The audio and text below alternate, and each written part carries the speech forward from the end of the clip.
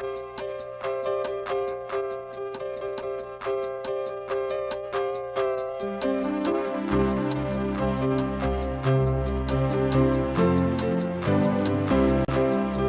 this is Sweat, which we saw off-Broadway last year.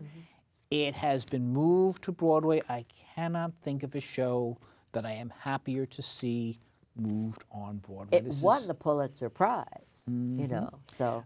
Lynn Nottage Yes. directed, wrote it. Kate Worski directed it.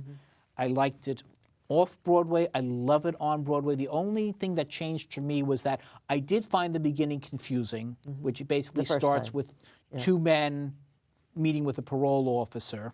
Well, it jumps back and forth yes, in time. it time travels, but once you get to it, and you will find it a little confusing too, I think, if you haven't seen it, but basically it travels back and we find out what happened to these men, how they got where they are.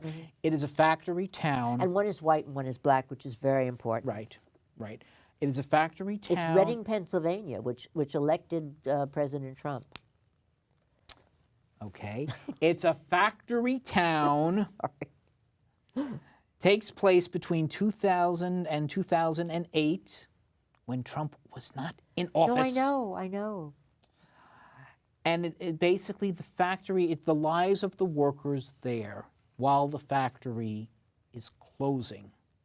And these workers are being put out of a job and the union cannot protect them. And you have one character who's promoted. She's played by Michelle Wilson. She's black and she's suddenly been promoted to management, much to the dismay of Jonah Day, who plays her best friend. They've been friends for years. Forever. And their kids are friends, and they're the two people at the beginning of the show. And Day's character is basically a multi-generation worker in the factory. So suddenly they find themselves on the same side, but unable to resolve the differences. Basically, the workers are being laid off.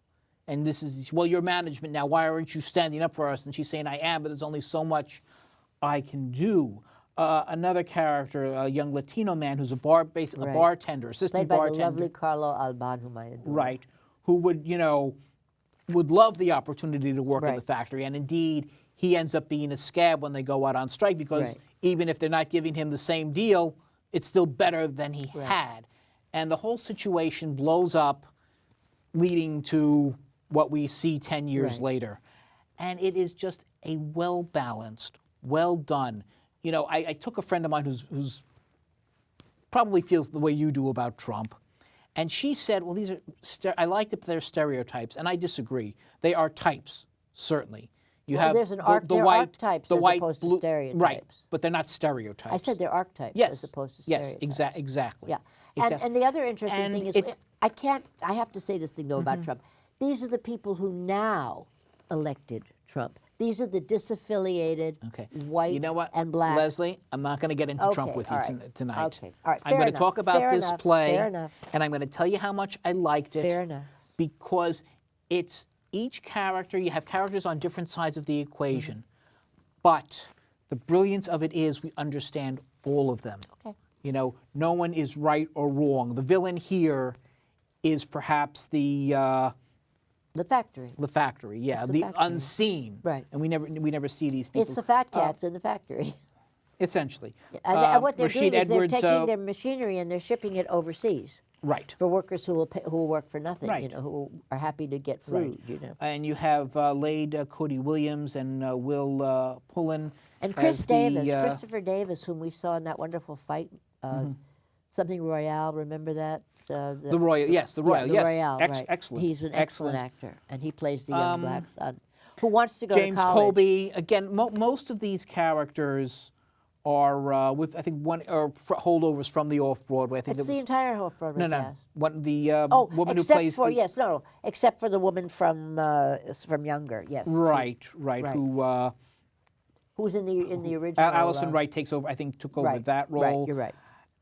But again, does a good basically as the drunken third friend. Right. So what would all in all, I would give this, I think, 4.5. I really liked it. Maybe even 5 on a good night. I'd give it 4.75. Okay. I'll split the difference with you. Certainly a recommended, well beautiful happy characters. I just hope that people will continue to pay big money, large bills, to go see basically a play about poor people. You know, I don't know if that works in some. Well, there is also always the TKTS booth. Yes, but I don't know how if the play can manage on that or not. But anyway, I'm happy. I'm very happy that it's there. Yes. It's a Studio 54. It's put on by the Roundabout, so you know I'm very happy. It was originally about at the Public, so two good organizations have.